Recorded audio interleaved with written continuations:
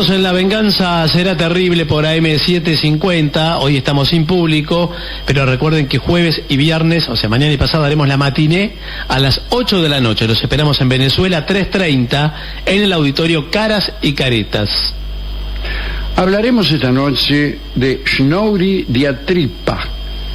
¿Quién era este hombre?, preguntarán ustedes. ¿Quién era este hombre? Bueno, Diatripa había nacido en el Alto Egipto, allá en el pueblo que se llamaba Shenadolé, y hoy se llama Shesiret, al norte de Ashmun, en el año 333. Era aquella región donde por aquel entonces solían refugiarse ermitaños, ascetas, hombres santos, que buscaban la paz de aquellos desiertos para estar más cerca de Dios.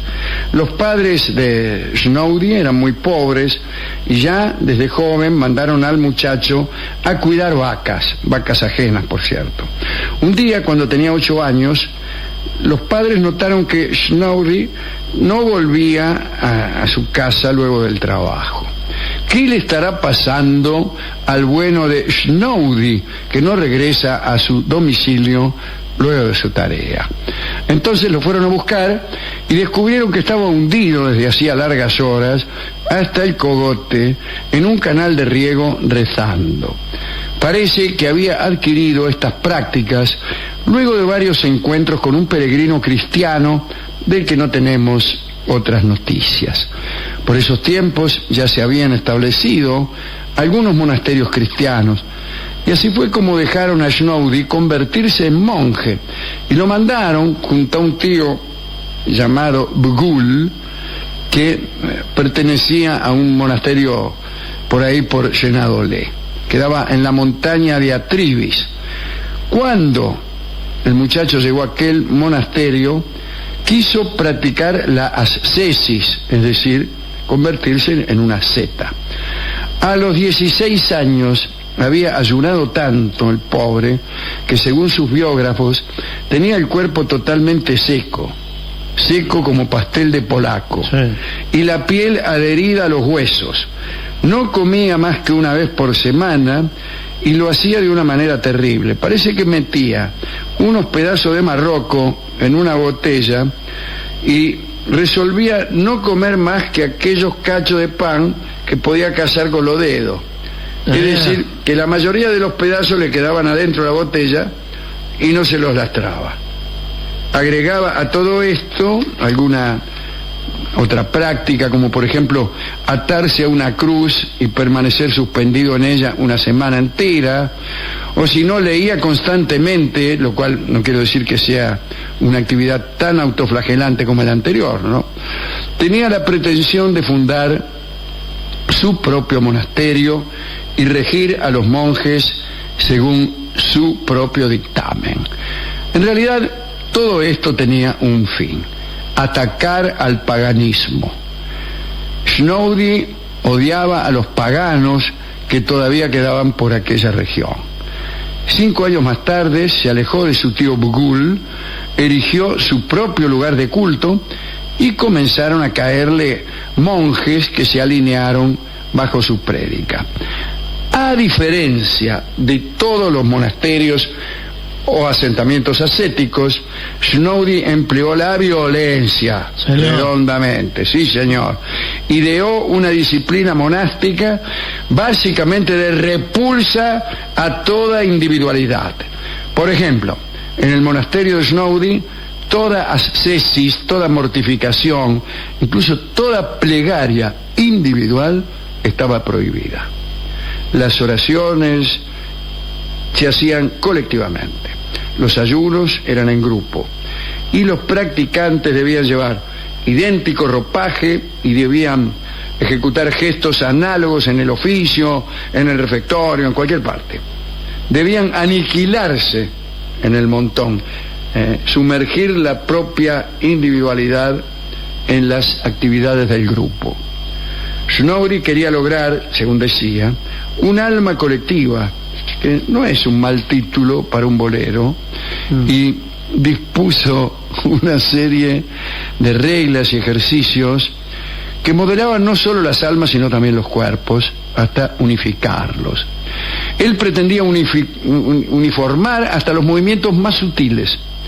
Sus monjes debían ser capaces de conservar las mismas posturas, el mismo gesto en todas las actividades. Por ejemplo, cuando sonaba el llamado al oficio o al refectorio, los monjes debían abandonar inmediatamente su trabajo, inmovilizarse y esperar la segunda llamada que venía un rato después.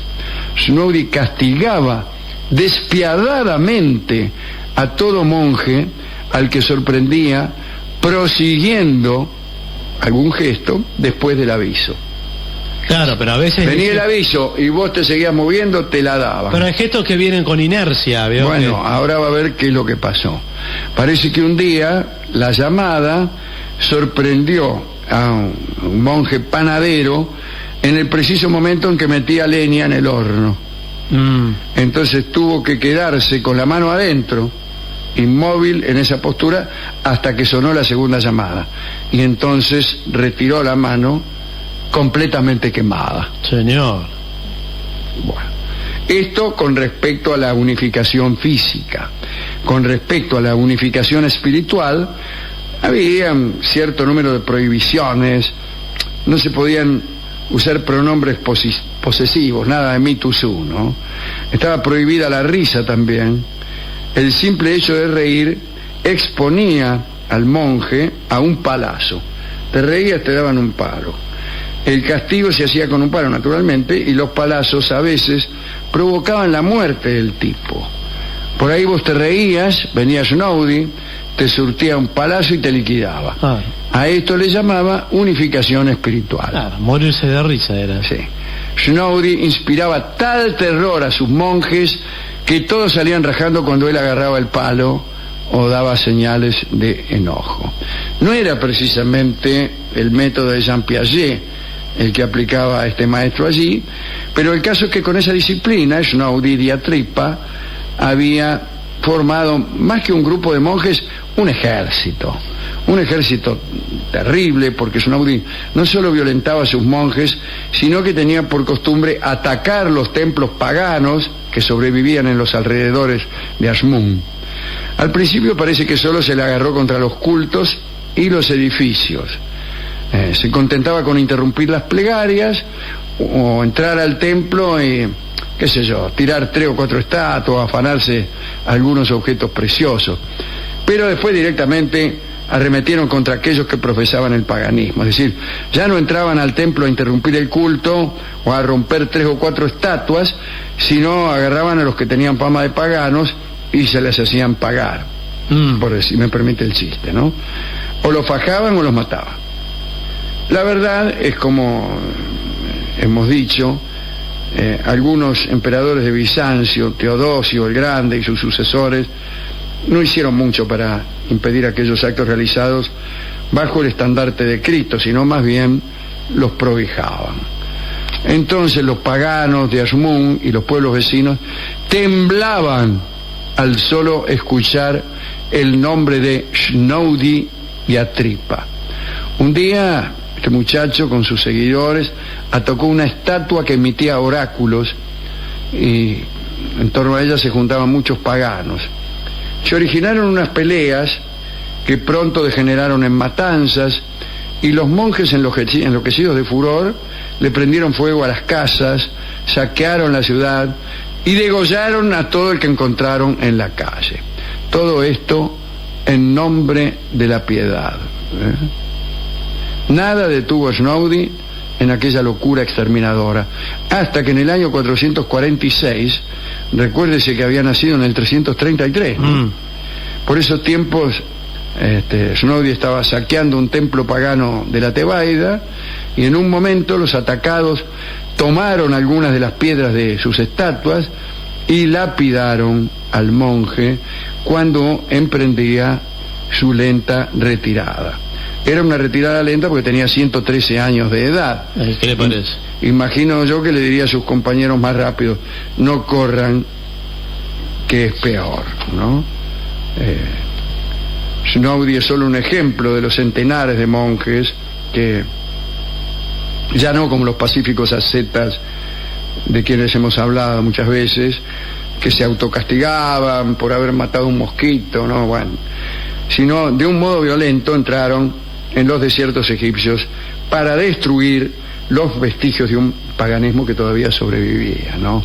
Hemos dicho muchas veces que si los cristianos fueron tratados con intolerancia en los primeros siglos, la intolerancia con que devolvieron el golpe fue proverbial. Bueno, también hemos dicho que con todas las ventajas filosóficas y morales de los monoteísmos, estas corrientes religiosas vinieron a instalar un rigor y una intolerancia que antes se conocían poco.